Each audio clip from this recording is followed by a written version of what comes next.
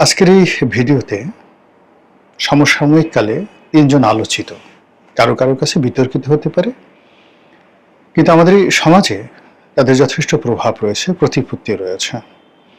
এবং এই জমানাতে এরকম সাহসী কোনো নারী এবং পুরুষ আপনি যদি সম্মিলিতভাবে দেখেন বাংলাদেশে, তাহলে এই তিনজন নারীর কাছে দাঁড়াতে পারে এইরকম কোনো সাহসী মানুষ বাংলাদেশে নেই। চিত্রনায়িকা পরিমণি, এরপর মেঘনা আলম মডেল অভিনেত্রী, আরেকজন আছেন মডেল অভিনেত্রী রাজনৈতিক কর্মী নীলা ইসরাফিল। এই তিনজনকে নিয়ে আলোচনা করা দরকার। কেন করা দরকার? আমাদের এই সমাজে যখন টিনের ছেলে কাউয়া, তারেক আমার ড্যাশ 1, 2, 3, 4, তারেক রহমানের ড্যাশ ইত্যাদি, এই যে অশ্লীলতা, অশ্রাব্যতা, যেখানে জুলাই, সিডিআই এই সমস্ত শব্দ পক্ষে এবং বিপক্ষে, যেখানে মানুষ কথা বলতে গেলে যৌনতাকে সামনে নিয়ে আসছে, মলদারকে সামনে নিয়ে আসছে, জনিপথকে সামনে নিয়ে আসছে।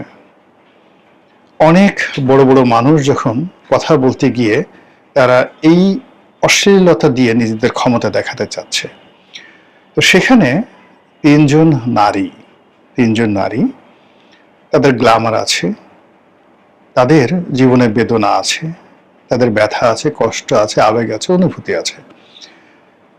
তারা লড়াই করে যাচ্ছেন তাদের প্রতিপক্ষের বিরুদ্ধে, কিন্তু উইদাউট এনি, যাকে বলা হয়, ব্যাড থিংস।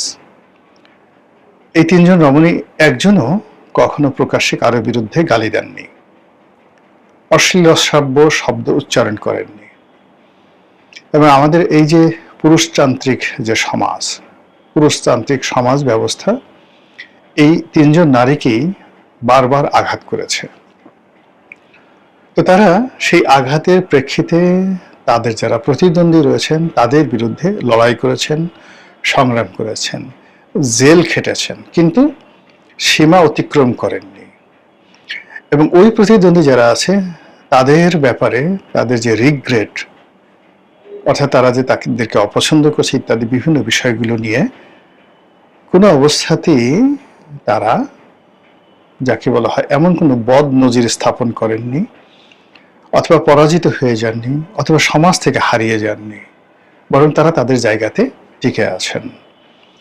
তো এই যে আমাদের অধঃপতিত সমাজ, এই অধঃপতিত সমাজে আমরা মুখে এক কথা বলি, আমরা মুখে ইসলামের কথা বলছি, কোরআন হাদিসের কথা বলছি, কিন্তু তলে তলে হোটেলে চলে যাচ্ছি। আমরা বৈধ বিয়ে শাদীর কথা বলছি, সবকিছু বলছি, তারপরে আল্লাহর কথা বলে, রাসূলের কথা বলে, লূত নবীর জমানার যারা পায়ুষ্কাম করতো তাদের কথা বলে চোখের পানি ফেলে জারে করে ফেলছে। আর মাদ্রাসায় 7 বছর 8 বছরের ছেলেকে প্রচণ্ডভাবে ধর্ষণ করে রক্তাক্ত করে আমরা মেরে ফেলছি। ঠিক সেই জায়গাটিতে একজন পরিমণি, সে প্রতারিত হয়েছে, কিন্তু সে কাউকে প্রতারণা করেনি। তার সঙ্গে অনেকে প্রেমের অভিনয় করেছে, অনেকে তাকে বিয়ে করেছে, অনেকে তার সঙ্গ নিয়েছে, কিন্তু কেউ বলতে পারবে না যে পরিমণি তার কাছ থেকে টাকা নিয়েছে কিন্তু টাকা দেয়নি, তাকে ঠকিয়েছে, তার সঙ্গে চিট করেছে, বাটপারি করেছে। পরিমণির মতো কাজ করে যাচ্ছে। এবং যারাই তাকে আক্রমণ করেছে তাদেরকে সে বাপের নাম ভুলিয়ে দিয়েছে। সে ফাইট করেছে বেনজিরের সাথে, আইজি সে যখন বেনজিরের সাথে ফাইট করেছে তখন তার চেয়ে পাওয়ারফুল মানুষ বাংলাদেশে ছিল না। সে ফাইট করেছে একটা অভিজাত ক্লাব, যেখানে ঢাকার যারা নব্যধনী রয়েছে, যাদের যে কোনো এরকম তারা মনে করতে এরকম 2-4 হাজার পরিমণিকে তারা খেয়ে ফেলতে পারে। কুচি কুচি করে তারা চিংড়ি, গোলামের হোটেলে চিংড়ি যেভাবে ভাজি করে ওইভাবে চিংড়ি ভাজি করে তারা খেয়ে ফেলতে পারে। সেই তাদেরকে সে শিক্ষা দিয়েছে, এমন শিক্ষা দিয়েছে, বাপের নাম ভুলিয়ে দিয়েছে। সে বিপুল বিক্রমে জেলে গেছে, জেল থেকে বের হয়ে গেছে, বের হওয়ার পরে হাতে সে লিখেছে ফাকমি। এই হলো পরিমণি। এখন এই যে সাহস, এই সাহসের যে বা লড়াই করার যে নারীর যে ক্ষমতা, সেই ক্ষমতাকে আপনি কিভাবে দেখেন? এখন আমাদের এই সমাজে অনেক নারী আছে অসহায়, অনেক নারী আছে নিজেকে সমর্পণ করে দেয়, অনেক নারী আছে পরিমাণের চাইতে মেধাবী, কিন্তু যে কোনো কারণে তার রুখে দাঁড়ানোর ক্ষমতা, সাহস নেই, সে কিন্তু শেষ হয়ে যাচ্ছে। একইভাবে আপনি যদি নীলা ইব্রাহিমের কথা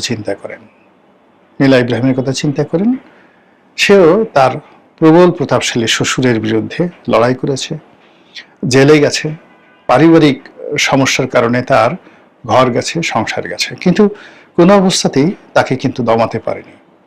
হাসান আরিফের মতো বাংলাদেশের স্বনামধন্য অ্যাডভোকেট, অ্যাটর্নি জেনারেল, আইন উপদেষ্টা, এবং এই পরিবারের যে অর্থবিত্ত ক্ষমতা, সব কিছু তার নখদর্পণে ছিল, কিন্তু ওখান থেকেও তার যে জিদ, তার যে জ্বলে ওঠার আকাঙ্ক্ষা, কামনা, তার যে বাসনা স্বতন্ত্রভাবে দাঁড়ানোর, ওটা কোনো অবস্থাতেই তাকে দমাতে পারেনি।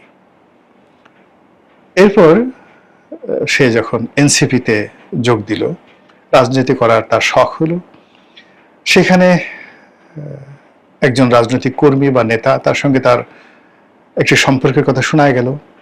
সেই সম্পর্কে যখন অশ্লীলতা ছড়িয়ে পড়ল, সেই সম্পর্ক যখন সেই লিমিট ক্রস করলো এবং সেই সম্পর্কটাকে যখন হাতিয়ার হিসেবে তার প্রতিপক্ষ ব্যবহার করার চেষ্টা করলো, সে কিন্তু সঙ্গে সঙ্গে সমস্ত দেশ এবং জাতির কাছে সেই তার যে নারীত্ব, নারীর যে লজ্জাবনত ভাব, এটাকে অবগুণ্ঠনের মধ্যে না রেখে তিনি উন্মুক্ত করে দিলেন। ফলে কি হলো, এই পুরুষতান্ত্রিক সমাজের যে জঙ্ঘা, জিঘাংসা, পুরুষতান্ত্রিক সরকার মানে সমাজের যে গর্বের ধন, সব তিনি তছনছ করে দিলেন। সবার ধন নিয়ে টানাটানি শুরু হয়ে গেল। ছি ছি ছি ছি, এটা কি ধরনের মেয়ে, এটা কি ধরনের অসভ্য মেয়ে, সবকিছু। কিন্তু সবার বিরুদ্ধে ফাইট করে দিদার শেষে এখনো পর্যন্ত সে টিকে আছে। অন্যদিকে মেঘনা আলম আর এক লড়াকু,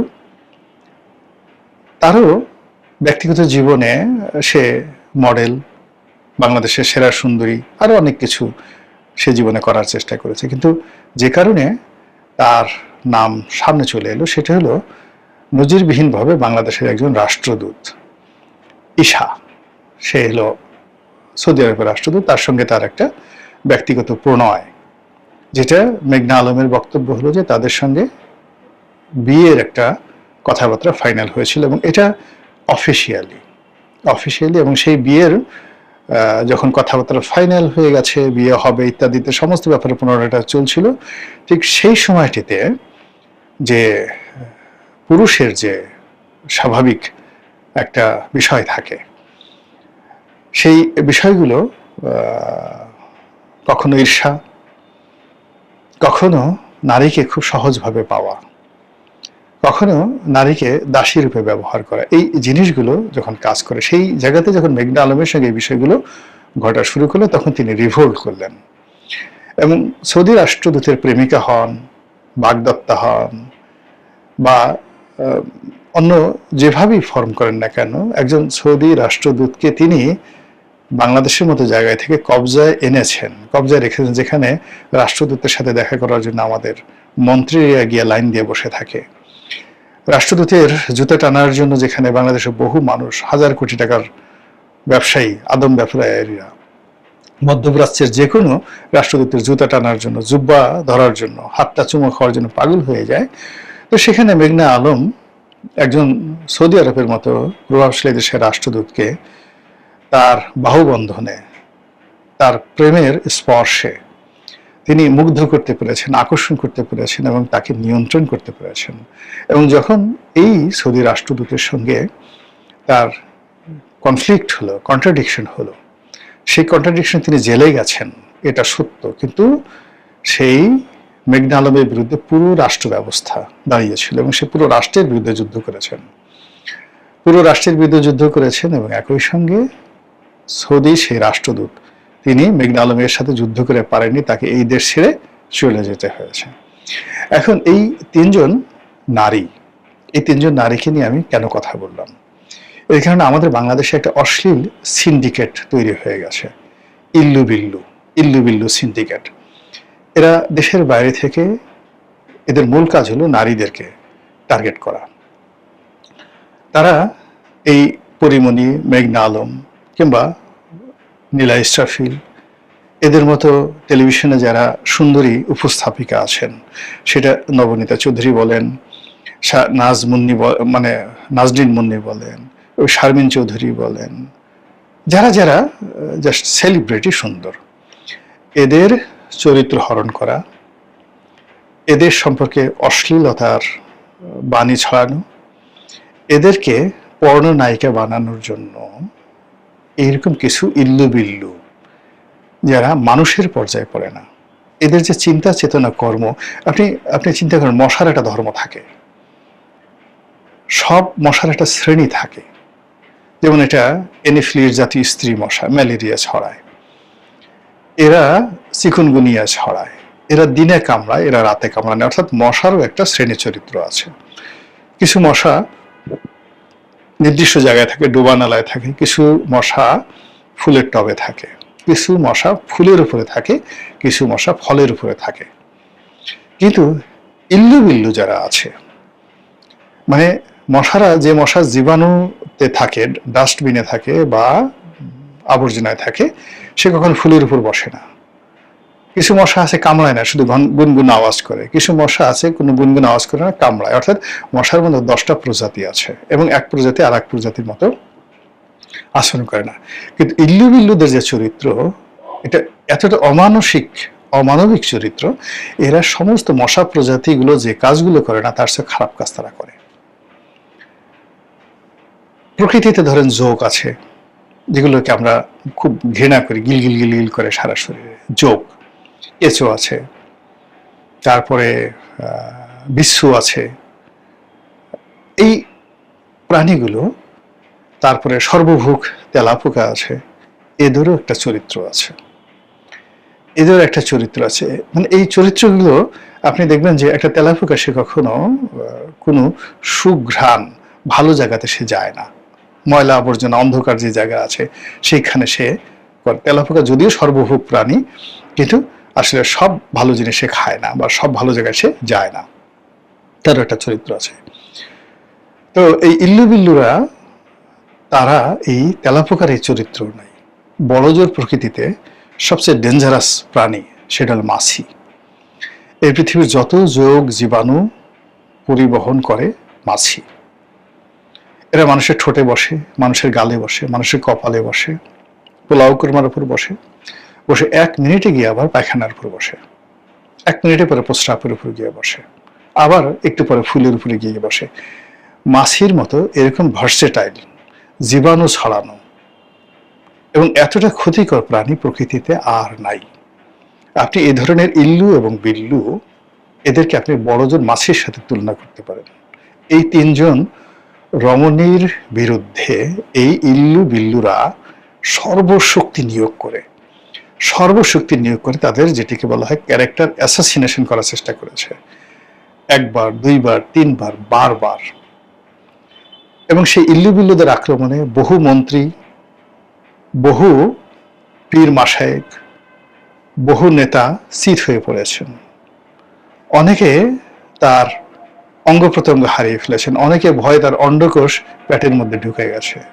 কিন্তু এই 3 নারী ইল্লু বিল্লুকে রুখে দিয়েছে, এদের বাবার নাম ভুলিয়ে দিয়েছে, এদের মায়ের নাম ভুলিয়ে দিয়েছে, এদের মাকে স্মরণ করতে বাধ্য হয়েছে যে এই ধরনের মানে মাছি টাইপের জীবাণুকে তারা যে গর্ভে ধারণ করেছে, জরায়ুতে ধারণ করে, সেজন্য এই ইল্লু বিল্লুর মায়েরা গড়াগড়ি করে কান্নাকাটি করেছে এই 3 রমণীর, তাদের যে জিদ, তাদের যে জিহাদ, অন্যায়ের বিরুদ্ধে, এই বিল্লুদের বিরুদ্ধে দাঁড়ানোর জিহাদ। এবং এই কারণেই মনে হচ্ছে যে আমাদের এই সমাজটা আগের মতো নেই। কাজে আমাদের এই সমাজে নারীরা, আপনি তাদেরকে, তাদের অনেকগুলো বিষয় ট্র্যাডিশনের সাথে যায় না বা আপনি পছন্দ করতে না পারেন, এটা আপনার একান্ত ব্যক্তিগত বিষয়। কিন্তু এই 3 রমণী, তারা তো কখনো আপনার কাছে টাকা চায়নি, পয়সা চায়নি, চাঁদাবাজি করেনি, তারা কখনো কাউকে মানে অ্যাসল্ট করেননি, তারা টাকার জন্য কারো চরিত্র হনন করেননি, তারা ইল্লু বিল্লুদের মতো করে বাংলাদেশে চাইতেন অনেক কিছু করতে পারতেন, জিম্মি করতে পারতেন, কিন্তু সেই কাজগুলো না করে বরং ইল্লু বিল্লুদের চরিত্র যেভাবে মুখোশ তারা উন্মোচন করে দিয়েছেন, ব্যক্তিগতভাবে আমি মনে করি এই কারণেই আমি তাদেরকে নিয়ে একটা তাদের আমল নামা নিয়ে